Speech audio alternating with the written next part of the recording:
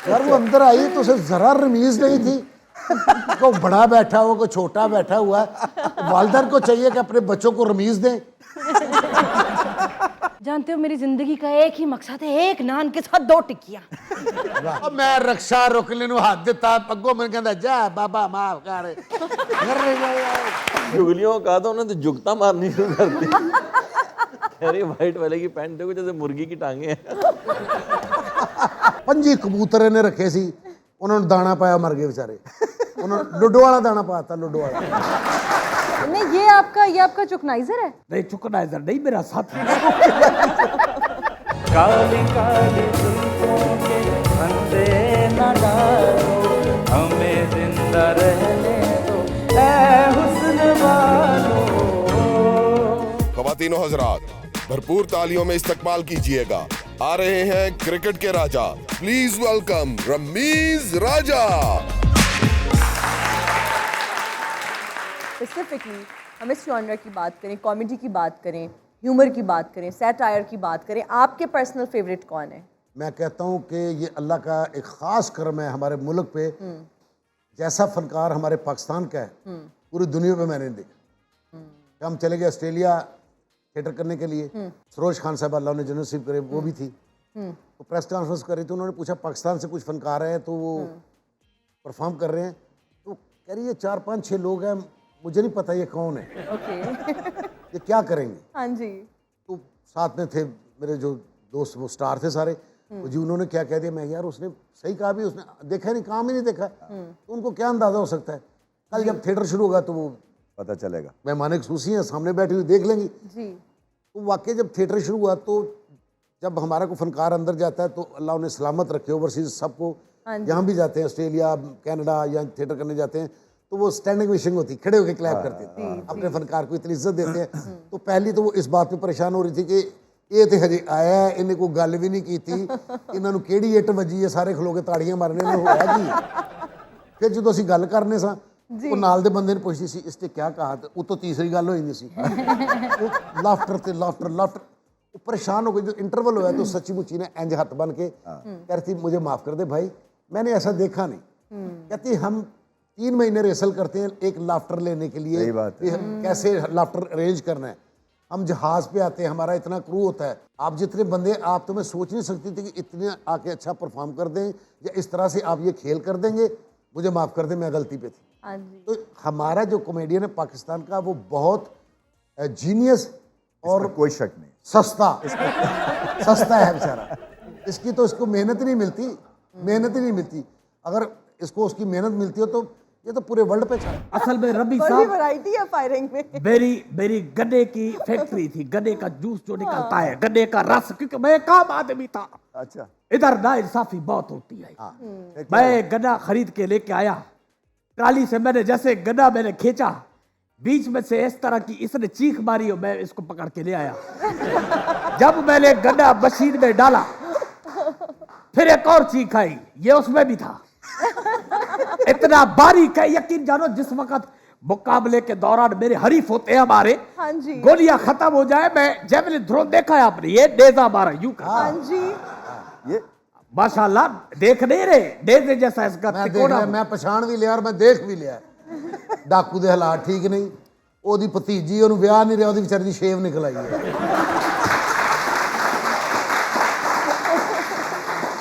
ये बिसर की मम्मी का फर्स्ट कजन है। क्या आज आप हमारे सेट पे क्यों आए हैं? लूटने के लिए। बहुत अच्छा सवाल किया है आपने। असल में मेरी एक दर्द भरी कहानी है। रब्बी साहब आपके ज़हन में सवाल गुजरे होंगे, मैं इस शोबे में कैसे आया। सही मैं अपनी दुख की दास्तान आपको बता। मेरी मंगनी हुई कच्ची पक्की हुई, टूट गई। अरे पहला डाकू जो घोड़े नूं करना, खुदा दा वास्ता एक बारी तो उत्ते बैलन दे। मेरा रिश्ता हुआ कच्चा पक्का टूट गया, मेरी शादी हुई कच्ची पक्की नहीं चली, मुझे रोटी कच्ची पक्की मिली, मेरी जिंदगी कच्ची पक्की, मैं सेल्फ कच्चा पक्का हूं। मेरी कमेटियां कच्ची पक्की, आपकी वजह से कमेटी डली है, पक्की डलती है कच्ची डलती है। पक्की पक्की डलती है और पहली ही निकलवा लेती वाह है। वाह वाह, ये तो कहती होगी वेले 10 में तेरी पक्की पक्की कमेटी। 5 कबूतर ने रखे सी, उन्होंने दाना पाया, मर गए बेचारे। उन्होंने लूडो वाला दाना पाता, लूडो वाला।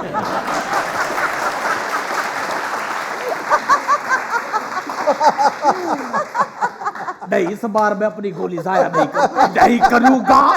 रबी साहब, मेरी दास्तान वही की वही रह गई। यकीन जाने आपने करना क्या? अब आप काफले लूटते हैं, क्या करते हैं? काफले क्या लूटते हैं? मैं असल में अंदाजे में भी कच्चा पक्का हूँ। हाँ। एक दफा मैंने अंदाजा लगाया, एक बस आ रही थी। ओके। माना सही बस जैसे रबी सही बस करीब आ गई। मैंने कहा गंडेरियो, यही मौका है, लूट लो। यकीन जाने रबी सही, मेरा अंदाजा कच्चा पक्का निकला, बिल्कुल मेरी तरह। मैं जैसे ही बस में गया, सारे पुलिस वाले थे और विद असला थे। वो धोया है, वो धोया है। ओए होए होए होए। इन्ने गरीब डाकू ने कोई खुशी होवे बाहरों कहने नहीं सादे, आपस में नाच नुच के एक दूसरे को पैसे दे के सोने। नहीं, ये आपका चुकनाइजर है? नहीं, चुकनाइजर नहीं, मेरा साथी। अच्छा, कैन यू प्लीज एलैबोरेट, ये चुकनाइजर क्या होता है? भाई, जब आपने डांस किया और ऐसे अगर चुक। हाँ के और अगर आपको कभी पैसे बन गए आपके डांस की वजह से, तो लोग पैसे फेंकेंगे और ये उठाएगा ना वो, ये सारी उठा के मूंछों में छुपा क्या लेते हैं। रहेगा? नहीं, रब्बी साहब आप गलत समझ रहे हैं। सबसे बड़ा चुकनाइजर तो मैं हूँ, क्योंकि मैं ही सरदार हूँ और मैं ही सारा पैसा लेता हूँ। अस्सलाम वालेकुम सर। वालेकुम जी। जो आपके सिक्स पैक हैं, ये इसका क्या राज चाहती है? क्या क्या क्या? Six pack. अल्लाह ए जेडे सिक्स पैक मेरे बने ने, अल्लाह वैरी दुश्मन दे ना बनावे बेटा। और ये जो मुंडा हो जो सवाल करके पीछे छाल भी मार देंदा हुंदा। पूछना ये चाह रहे हैं आप क्या खाते हैं? आप क्या खाते हैं? यार खाता नहीं मैं, बिल्कुल बड़ा अच्छा फिट था, जैसे भाई रमीज़ है। अब मेरा ऑपरेट हो गया था, उसके बाद फिर थोड़ा मैं फैल गया हूँ, वरना मैं बड़ा फिट आदमी था। नहीं, अभी भी हैं सर। अभी यहाँ से तो माशाल्लाह। कौन है जी नेक्स्ट? अस्सलाम वालेकुम सर। वालेकुम। सर, मेरा नाम अली है। I have a question for Rameez sir. Sir, recently हमने देखा कि वर्ल्ड कप में जो हम इंडिया से मैच हारे सर वो हमने बहुत अच्छी बॉलिंग की सर, और बैटिंग में भी 10वें ओवर तक मैच हमारा था सर। फिर एकदम से सर सिचुएशन क्या हुई कि सर हम एकदम से क्रम्बल कर गए और हार गए, क्योंकि एज अ फैन सर हम उस लेवल तक इस बात को नहीं समझ सकते जितने लेवल तक आप हमें समझा सकते हैं सर। मुझे लगता है वो जो रिजवान ने बुमराह को शॉट खेली है ना, वहाँ मैच हार गए, क्योंकि वो बुमराह आया था 1 ओवर करने के लिए, 6 बॉल उसके सहने थे, और वहाँ विकेट्स ना गिरती तो हम जीत गए थे। और वो 30-32 पे उस वक्त रिजवान खेल रहे थे, तो मेरे ख्याल से वो क्रिटिकल मिस्टेक थी। और टेम्परामेंट के भी इश्यूज़ डेवलप हो गए। ये हमें मानना पड़ेगा कि जब हम इंडिया से खेलते हैं तो एक मेंटल ब्लॉक सा लग गया हुआ है, तो वो मेंटल ब्लॉक इन्होंने खुद ही एड्रेस करना है, उसको खुद ही ठीक करना है। और ये तभी होगा जब अपने आप को मेंटली आप तैयार करेंगे कि हम दूसरे से बेहतर टीम है और हम कर सकते हैं। सो जब वो कर नहीं सकते और जब कन्फ्यूजन आ जाए ना, जब आप सर्कमस्पेक्ट हो जाए कि पता नहीं होता है या नहीं होता, उसमें फिर लगे जाते हैं। समझ आ गई ना? गुमराह ने रिजवान को गुमराह किया, मैच हार गया।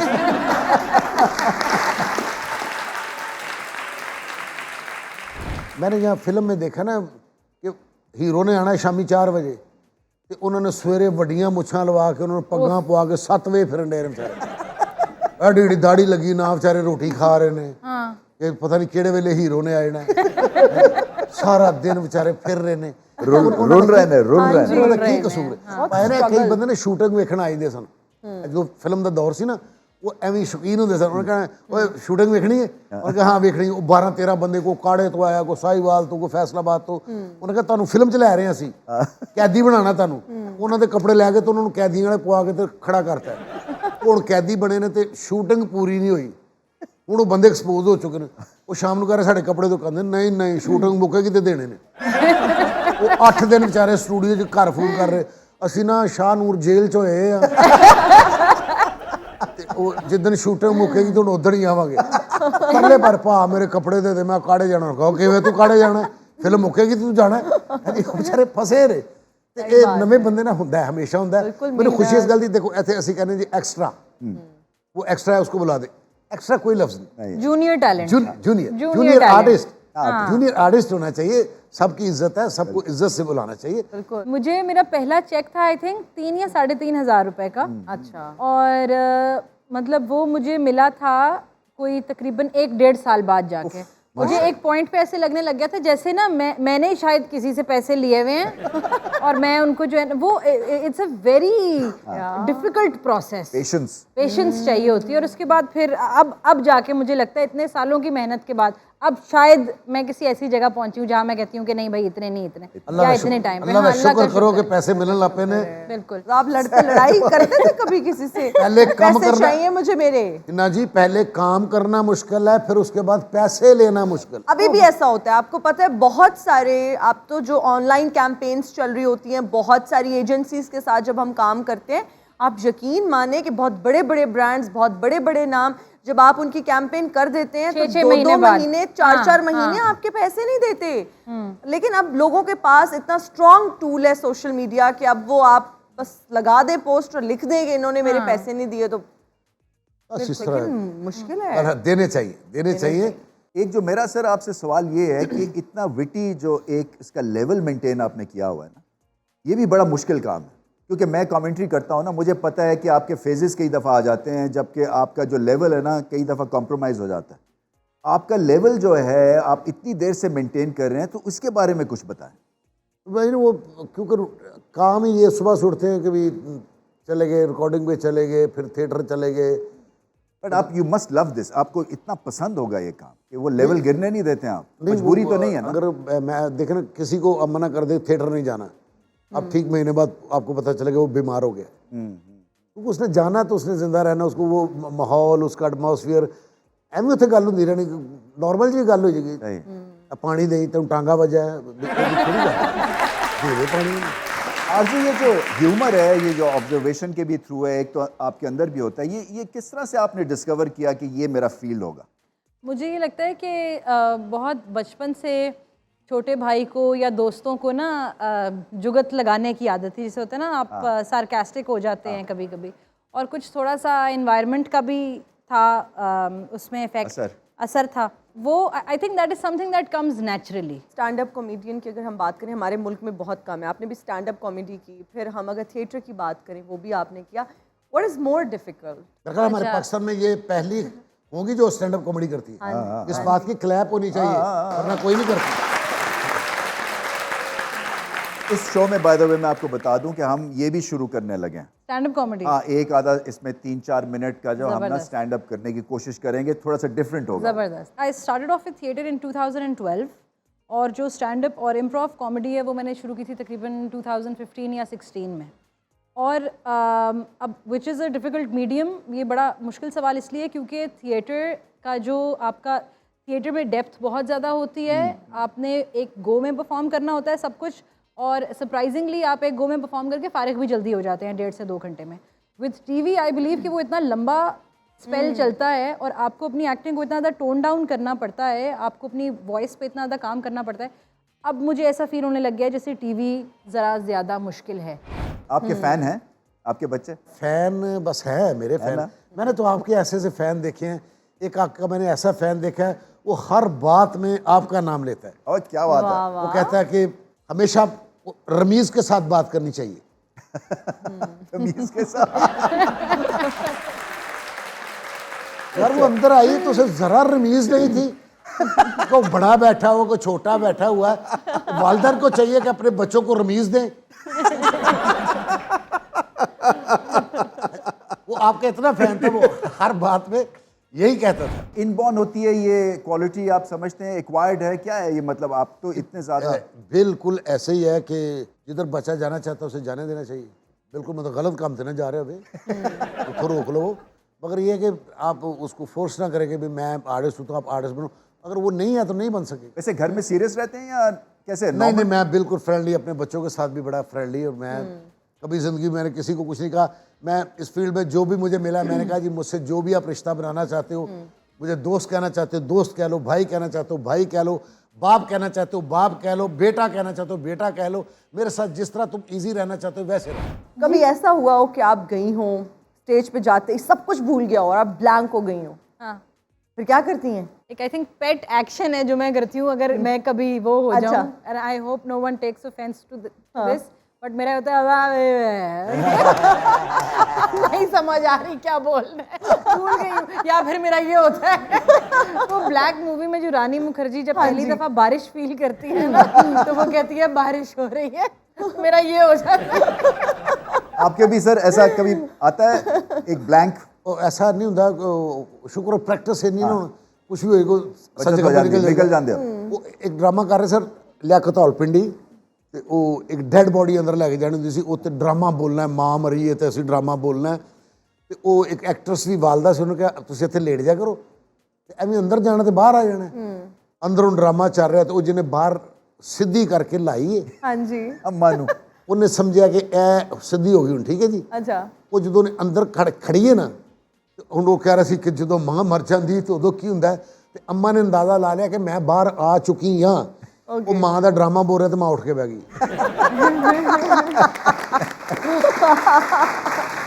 फिर कोई मौजा ही हो गया। यकीन की अम्मा बैठी तो सारा क्या मेरी मां मर गई, गरीब इंज होंदा है, लाश आ रही है तो मां अंदर आके उठ के बह गई। अब हम आप लोगों को कुछ गाने, बहुत मशहूर जो गाने हैं उनकी धुनें सुनाएंगे। आपने गेस करना है कि किस गाने की धुन है। आपकी जरा नवाजी, आप हमें गाने सुना रहे, सानू तो खरियां खरियां लोगों ने सुनाए। हम ऐसा बिल्कुल कुछ नहीं कर रहे। पहली धुन सुनाइए जी। रश के कमर, रश के कमर, के कमर तुमने पहली नजर, जब नजर से मिलाई मजा आ गया। चलो जी नेक्स्ट। नहर वाले पुल तो बुला के किथे रह गया, सानू नहर वाले पुल ते बुला के। वाह, वेल डन। वाह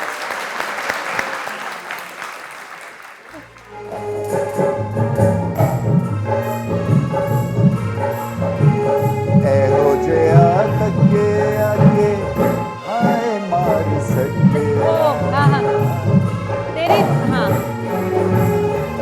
पहली बारी ये तो आपने बता दिया। मैं मुझे इसलिए कि आप दोनों स्ट्रगल कर रहे थे। स्ट्रगल कर रहे थे। हाँ आपको आता था? हाँ तो बोलना था सर। आपने 200 फिल्मों में काम किया। तकरीबन जितनी होगी अगर देख लो इतने फिर 200 करके भी। फर्क मीडियम है ना। थिएटर, आपने स्टैंड अप कॉमेडी भी की हुई है। जी थिएटर अल्हम्दुलिल्लाह रबीज भाईजान, जो एशिया में सबसे ज़्यादा थिएटर चला वो भी मेरे हिस्से में आया।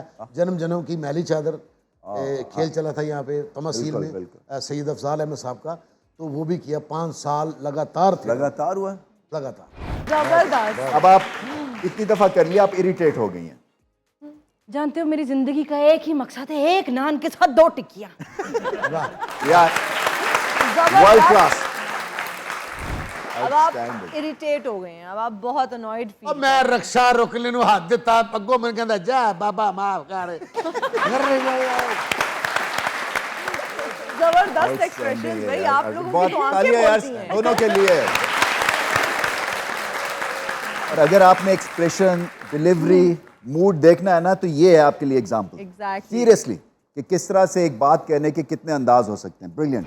सरदार साहब क्या बात है, हमें तो लगता था सरदारों के सिर वड्डे सरदारां दे, और सिर वड्डा हो तो गर्दन भी होती है। आपकी गर्दन कहाँ है? मतलब क्यों मेरी गर्दन मड़नी है तुसी क्यों? कमीज सी नहीं आती। मर्द को सूट का कपड़ा लगता है कोई 4.5 मीटर, इनको 4 मीटर लगता है, आधा मीटर लगता ही नहीं, क्योंकि गर्दन में बैन ही नहीं बने।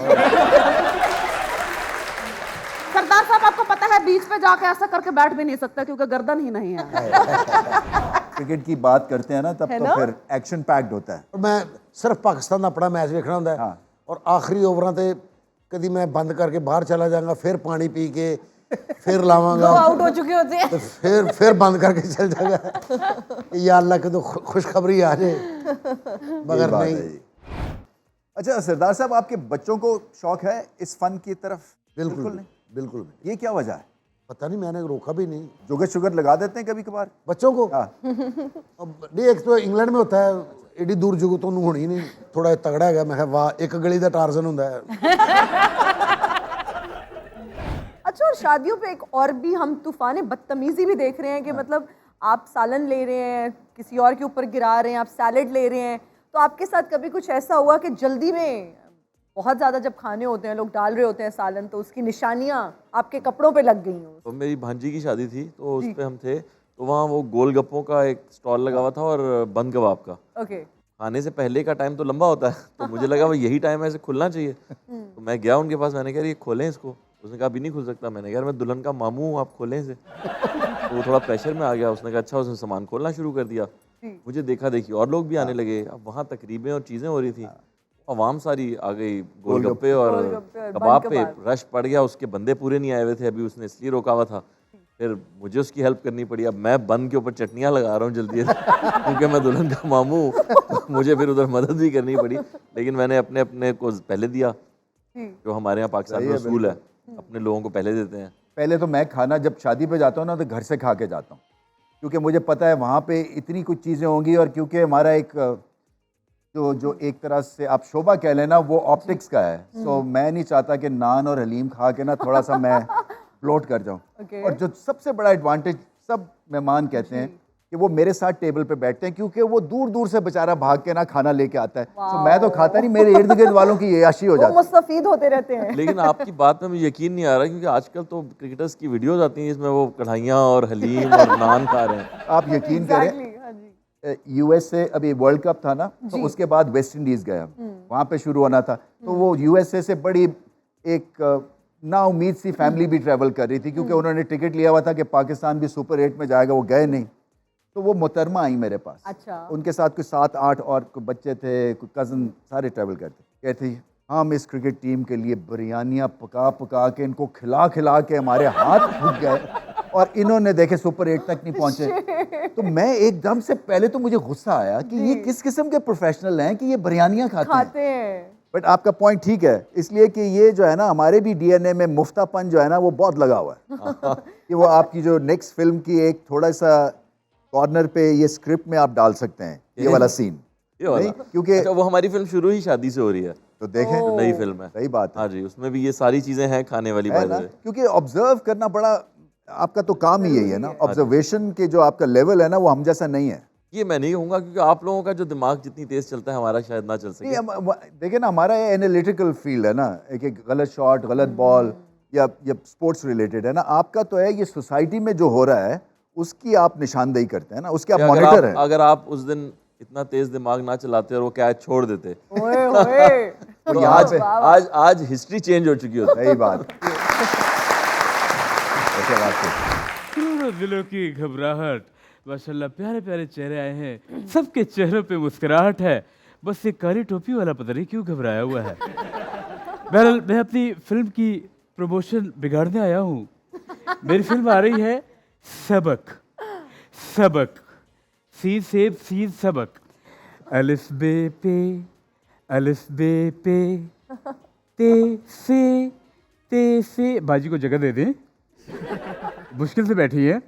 अलिफ बे पे जिस हर्फ पे इनको जोर देना चाहिए उस पे नहीं दे रहे। ओए ओए मेरी नजर नहीं गई, ओए मेरे खुदाया, ओए भाई मैं मारी जाऊं। आपकी एंट्री ऐसी होती है जैसे कबड्डी में पॉइंट जीत के आ रहे हैं। नहीं रमीज साहब, असल में चूंकि देखें इतना वर्क लोड होता है, कुछ नहीं कह रहे, हाथ लगा रहे हैं, क्या हो गया? I like this pearls. ये क्या होता है? I like this pearls. ये नॉर्मल क्यों नहीं बात करती? कैसे नॉर्मल अच्छा, बाय डिफॉल्ट है, अब पढ़ी लिखी है ना, कैनेड से आई हुई है। अच्छा जी, और साथ में फिर जाहिर सी बात है गोरों के मुल्क में ही पूरी जिंदगी गुजार दी। इन तीनों लड़कियों को एक साथ करके ना 3 सहेलियां बना दें जो चुगलियां कर रही हैं इन 2 लड़कों की। हाँ ठीक है, बिल्कुल सही। ये इसके लिए एक्टिंग की जरूरत नहीं होगी, ना स्क्रिप्टिंग की। देखो लड़के खड़े कितने बदतमीज लग रहे हैं। बहुत ज्यादा। यार ये व्हाइट वाले की पैंट देखो, लग रहा है मुर्गी की टांगे हैं। चुगलियों का तो उन्होंने तो जुगता मारनी शुरू कर दी। अरे व्हाइट वाले की पैंट देखो जैसे मुर्गी की टांगे हैं।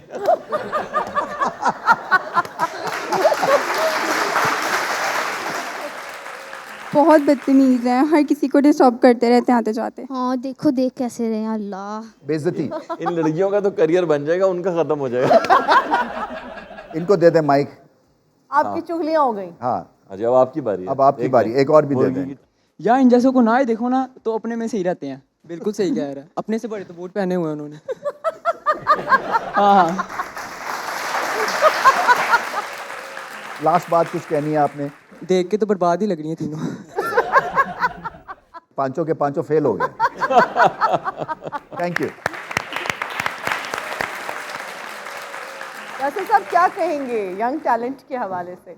देखिए, मैंने पहले ही आपको कहा था ये बात झूठी है कि हमारे मुल्क में बहुत टैलेंट। तो यासिर हुसैन का बचपन कैसा था? क्या शरारती बच्चे थे आप? मैं बिल्कुल शरारती नहीं था जी। मैं बहुत ही ज़्यादा कंपोज्ड और अम्मा के पीछे छुपा रहने वाला उस तरह का बच्चा था।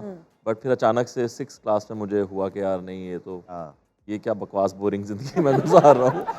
लोग इधर नाच गा रहे हैं, शरारतें कर रहे हैं। कॉमेडी की टाइमिंग होती है। Exactly. इसकी स्क्रिप्ट राइटिंग इतना ये एग्जॉस्टिव मीडियम है ना, शायरी और लिखना, क्योंकि ये आपकी मतलब, और आपको जब समझ ना आए और आप स्टक हो जाए ना, तो वो सबसे ज्यादा एक चैलेंजिंग सिचुएशन होती है।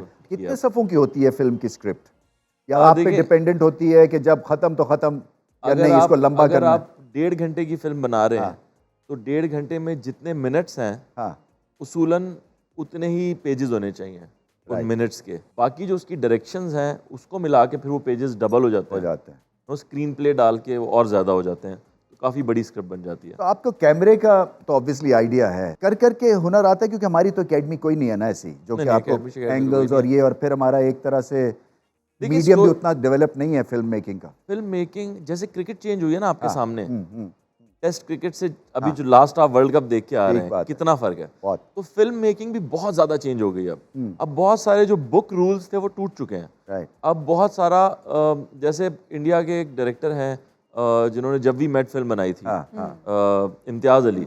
वो कहते हैं कि मैं लिखता था और मुझे समझ आया कि यार मैं तो डायरेक्ट भी कर सकता हूँ, मुझे तो कहानी सुनानी आती है।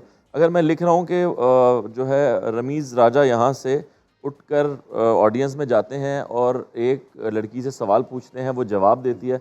अब ये तो हो गई ना डायरेक्शन कि आप उठ के गए, आपका वो शॉट लगना है, फिर आपने जाके उसे सवाल पूछा तो आपका क्लोज लगना है, या आप दोनों खड़े हुए हैं और सवाल पूछ रहे हैं और जवाब दे रही है, तो ये तो ऑटोमेटिकली होती गई। तो बेसिकली आपका स्क्रिप्ट कंप्लीट होना चाहिए, मज़े का लिखा होना चाहिए। डायरेक्शन तो आपकी स्टोरी टेलिंग है, वो कितनी अच्छी आप करते हैं, कितने डिफरेंट तरीके से करते हैं, वो अलग है। यासर, जब हम थिएटर की बात करते हैं, आप क्या समझते हैं कि क्या थिएटर को वो मकाम मिल सकता है जो आज से 30 साल पहले था?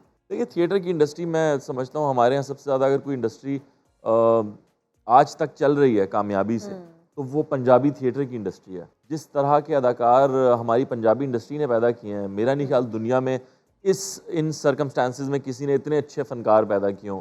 आप अमानुल्लाह साहब को देखें, सोहेल अहमद साहब को देखें, मस्ताना साहब, नन्ना साहब, आपके इफ्तिखार ठाकुर, और अब तक नसीम विक्की साहब, और जितने लोग आए जा रहे हैं, उनके बच्चे भी जो काम कर रहे हैं, वो सब इतने ज़बरदस्त हैं, इतने फ़नी हैं और इतने मज़ेदार वो इंटरटेनिंग चीज़ें बना रहे हैं कि, और वो किसी भी मीडियम पे काम करें, वो चाहे इस शो में आके बैठ जाएं, वो कोई कैरेक्टर कर लें, वो स्टेज पे वापस चले जाएं, वो फ़नी हैं, वो मज़े के हैं। इवन आप देखें इंडियन पंजाबी फिल्मों में जो कॉमिक रिलीफ है, वो हमारे ही अदाकार सारे नजर आते हैं आपको। मेरे ख्याल में बड़ी कामयाब है ये। आई थिंक हमारे जो डीएनए में एक अच्छी चीज़ है ना, हम अपने पे हंसना जानते हैं। ये बहुत कम नेशंस में होता है ये, क्योंकि हम बर्दाश्त कर लेते हैं मजाक। तो ये भी एक तरह से क्वालिटी है, सप्रेस्ड नेशंस में होता है ये। और फिर ऑब्जर्वेशन कमाल किया, देखे ना, रोज जब आप उठते हैं तो आप ऑब्जर्व करना चीजें कर लेते हैं, और इनमें खास एहलियत है कि ये फिर उसकी नरेशन बड़ी जबरदस्त तरीके से करते हैं। बिल्कुल। लो जी, जेल में मुझे साइडिनो मिला। साइडिनो ने बोला कि अब तुम्हें जिंदगी में आगे करना क्या क्या है।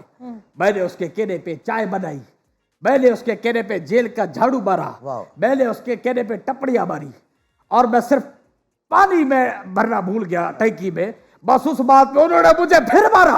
उसने तो आपको कहा था कि बाल भी कटवा लेना आपने, वो तो नहीं माना आपने। एक तो ये लड़की देखो, आपने जो बाल रखे, मैं कुछ कह रहा हूँ। शुगुप्ता जी, आपका मैं चूंकि डाई हार्ड पेन भी हूँ, और पेन होने के नाते मेरा ये आपसे फर्ज है बनता पूछना कि आपका फेवरेट सॉन्ग कौन सा है? कोई भी सुना दे। ओए, माइक लेके आओ भाई। वकीलों को तकरीर करते देखे, गाना गाते, ये पहला हो रहा है ये। देखिए, वकील कोई प्लास्टिक या लकड़ी का नहीं होता है, उसके भी जज्बात होते हैं, एहसास होते हैं, he has emotions as well.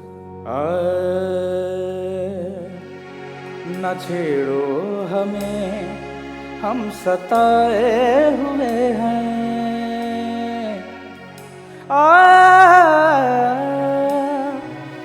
न छेड़ो हमें, हम सताए हुए हैं। बहुत जख्म सीने खाए हुए हैं। सितमगर वो तुम खूब पहचानते हैं, तुम्हारी अदाओं को हम जानते हैं। दगाबाज हो तुम, सितम ढाने वाले, फरेबे मोहब्बत में उलझाने वाले। ये रंगी कहानी तुम ही को मुबारक तुम्हारी जवानी, तुम्ही को मुबारक। हमारी तरफ से निगाहें हटा लो, हमें जिंदा रहने दो ऐ हुस्न वालो। काली काली जुल्फों के फंदे न डालो, हमें जिंदा रहने दो ऐ हुस्न वालो। वाह वाह वाह वाह वाह, जबरदस्त। आपको क्या फिक्र है फिर कि आप क्या करेंगे? अभी नोट की मैंने, आपकी जुल्फे तो काली है ही नहीं।